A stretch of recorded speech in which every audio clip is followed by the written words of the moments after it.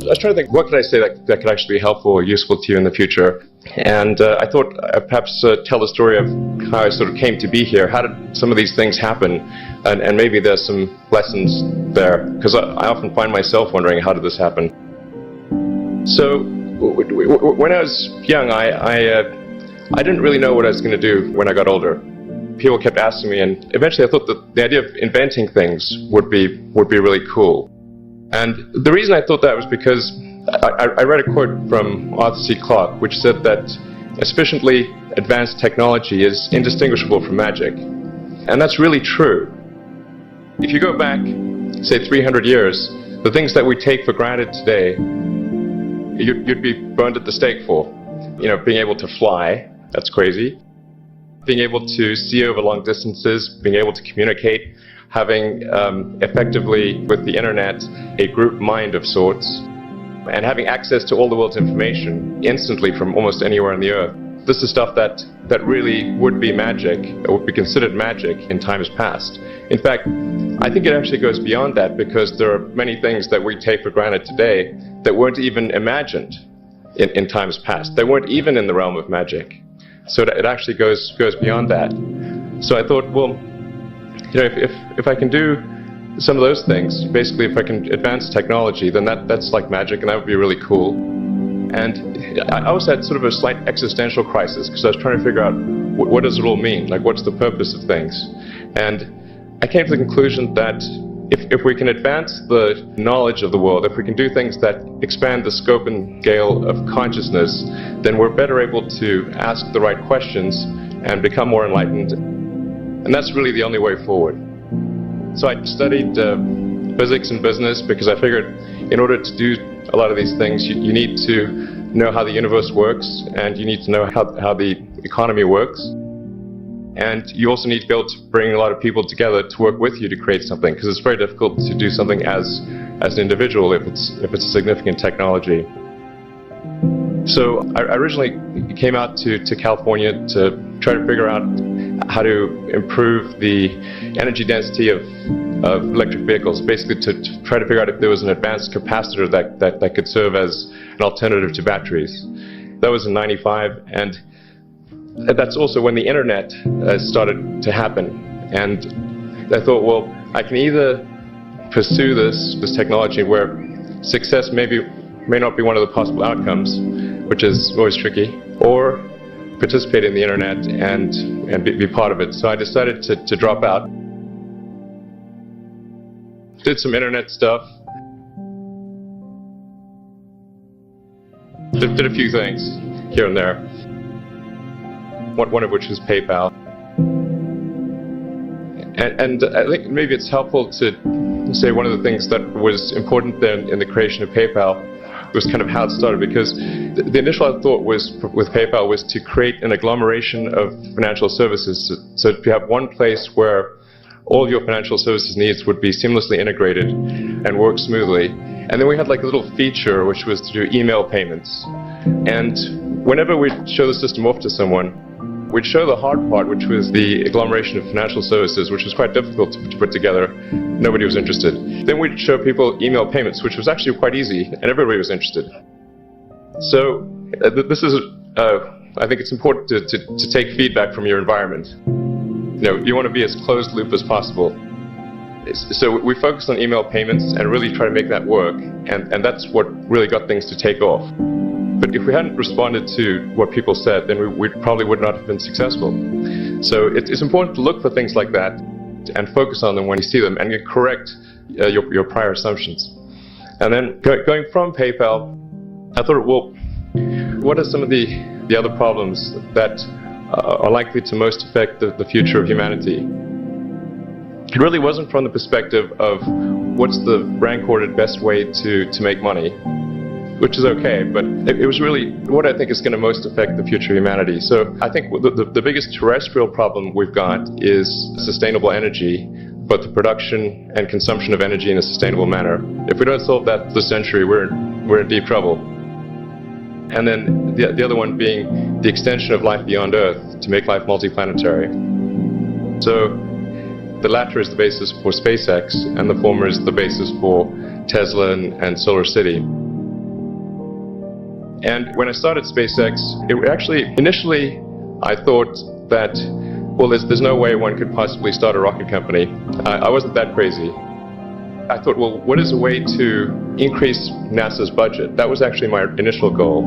So I thought, well, if we can do a low-cost mission to Mars, something called Mars Oasis, which would land seeds in dehydrated nutrient gel, and you hydrate them upon landing, and then you'd have this great sort of money shot of green plants on a red background.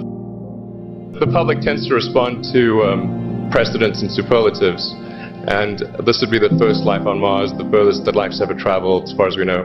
And I thought, well, that would get people really excited, and therefore increase NASA's budget. So obviously, the financial outcome from such a mission would probably be zero. So anything better than that was on the upside. So I actually went to Russia 3 times to look at buying a refurbished ICBM, because that was the best deal. And I can tell you it was very weird going there in late 2001, 2002, going to the Russian rocket forces and saying, I'd like to buy 2 of your biggest rockets, but you can keep the nuke. That's a lot more. They thought I was crazy, but I did have money, so that was okay.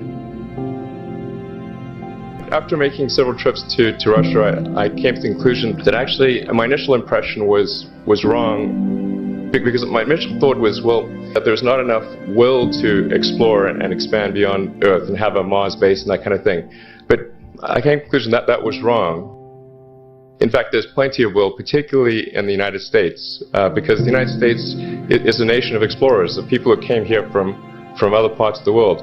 I think the United States is really a distillation of the spirit of human exploration. But if people think it's impossible, or it's going to completely break the federal budget, then they're not going to do it. So after my 3rd trip, I said, okay, well, what we really need to do here is try to solve the space transport problem. And started SpaceX. And this was against the advice of pretty much everyone I talked to. One friend made me sit down and watch a bunch of videos of rockets blowing up. Let me tell you, he wasn't far wrong. It was tough going there in the beginning, because I'd never built anything physical. I mean, I'd built like little model rockets as a kid and that kind of thing, but I'd never had a company that built anything physical. So I had to figure out how to do all these things and bring together the right team of people. And so we did all that and then failed 3 times. It was tough going. Because the thing about a rocket is the passing grade is 100%. And you don't get to actually test the rocket in the real environment that it's going to be in. So I think the best analogy for rocket engineering is like if you want to create a really complicated bit of software, you can't run the software as an integrated whole, and you can't run it on the computer it's intended to run on. But the first time you put it all together and run it on that computer, it must run with no bugs. That's basically the essence of it. So we missed the mark there. The first launch, I was picking up bits of rocket near the launch site. It was a bit sad. But we learned with each successive flight, and we're able to eventually, with the 4th flight in 2008, reach orbit.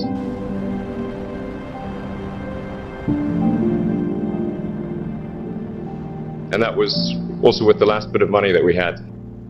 So thank goodness that happened. I think the saying is 4th time's the charm. So we got the Falcon 1 to orbit, and then began to scale that up to the Falcon 9, which is about an order of magnitude more thrust. It's around 1 million pounds of thrust. And we managed to get that to orbit, and then developed a Dragon spacecraft, which recently was able to dock and return to Earth from the space station. That was a white-knuckled event. It's a huge relief. Still can't quite believe it actually happened. But there's a lot more that must happen beyond this in order for humanity to become a spacefaring civilization, ultimately a multi-planet species. And that's something I think it's vitally important, and I hope that some of you will participate in that, either at SpaceX or at other companies, because it's just really one of the most important things for the preservation and extension of consciousness. I mean, it's worth noting, as I'm sure people are aware, that the Earth has been around for 4 billion years, and civilization, at least in terms of having writing, has been around for 10,000 years, and that's being generous. So it's really somewhat of a tenuous existence that civilization and consciousness as we know it has been on Earth. And I think I'm actually fairly optimistic about the future of Earth. I don't want to sort of people to have the wrong impression that I think we're all about to die. I think things will most likely be okay for a long time on Earth. But not for sure, but most likely. But even if it's sort of 99% likely, a 1% chance, it's still worth spending a fair bit of effort to ensure that we have backed up the biosphere, planetary redundancy, if you will. So I think it's really quite important. And in order to do that, there's a breakthrough that needs to occur, which is to create a rapidly and completely reusable transport system to Mars, which is one of those things that's right on the borderline of impossible. That's sort of the thing that we're going to try to achieve there with SpaceX. And then on the Tesla front, the goal with Tesla was really to try to show what electric cars can do, because people had the wrong impression. We had to change people's perception of an electric vehicle, because they used to think of it as something that was slow and ugly and had low range, kind of like a golf cart. So that's why we created the Tesla Roadster, to show that you can be fast, attractive, and long range.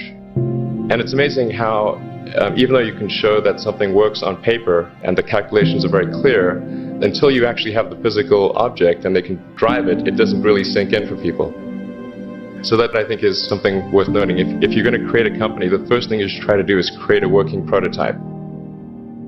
Everything looks great on PowerPoint. You can make anything work on PowerPoint, but if you have an actual demonstration article, even if it's in primitive form, that's much more effective for convincing people. After we made the Tesla Roadster, people said, oh, sure, we always knew you could make a car like that. It's an expensive car, and it's low volume, and it's small and all that, but you couldn't make a real car. Like, okay, fine, you got to make that too. But I think the overarching point I want to make is that you guys are the magicians of the 21st century. Don't let anything hold you back. Imagination is the limit, and go out there and create some magic. Thank you.